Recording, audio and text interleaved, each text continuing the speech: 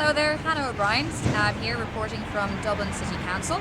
So it should be very interesting chat this evening. So there's a lot on the agenda. The first thing being, of course, the accommodation of travellers. Carrick Mines, I think, shocked everybody in Dublin and also Ireland because we were horrified to see the living conditions of travellers. So now I think the main motion will be to discuss whether the housing and the budget being given towards travellers is sufficient. You spoke very eloquently today on travellers and you felt the budget wasn't sufficient, and were you happy with the results today and the motion going through and everything? I was very pleased with the support. It was unanimous. You saw that yourself. Yeah. Everyone voted and everyone voted in favour, no abstentions.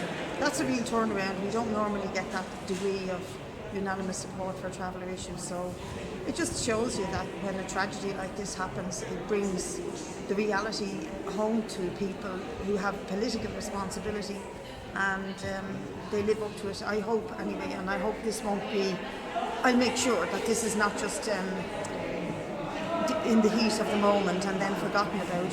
As I said there tonight, I'm going to be regularly reporting back to the Housing SPC, and I keep this on the agenda and make sure that we deliver on it so that I can give a report the next time about hopefully the training that's taking place in the traveller communities on fire safety for the community, and secondly on the audit that the Chief Fire Officer has promised to carry out. But we do need the resources to be able to do all this. Absolutely. And that's the point. I mean, we cut the traveller budget by 84% for education and 90% for accommodation.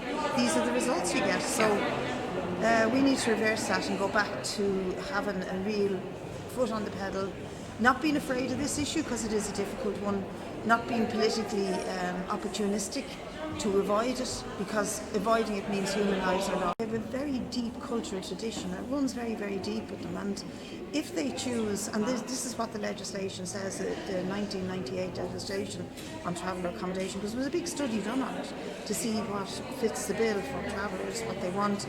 Some of them want to move into ordinary houses like the rest of us. They apply to go on the housing list and are often offered and accept normal housing, or they go into private rental, or some of them have bought their own homes. But there's still 30,000 travellers who want to have that cultural freedom to do what they need to do.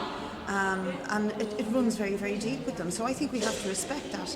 If we don't respect it, we are in danger of, within a generation or two, losing the tradition of the travelling community. And they are a nomadic community and quite unique. They only make up 1% of the total population. There's 38,000 of them in the country. So I don't think we should be afraid of that. I think we should step up to the plate and meet the challenge. If Irish people are racist to them or towards them or iffy about them, it's because I think the fish rots from the head.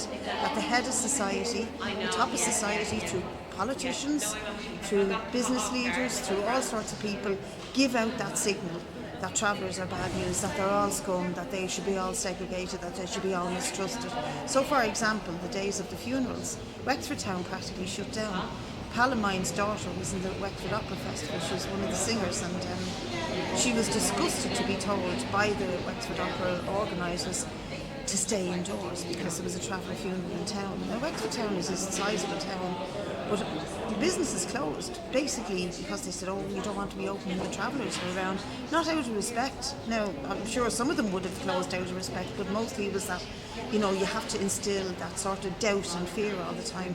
And actually, obviously there's bad eggs in every aspect. But you can't generalise. You cannot generalise, and when you do, you end up really damaging the vast majority. And as I say, just to re-emphasise that only 1% of the total of Irish society, and they're being treated very, very bad.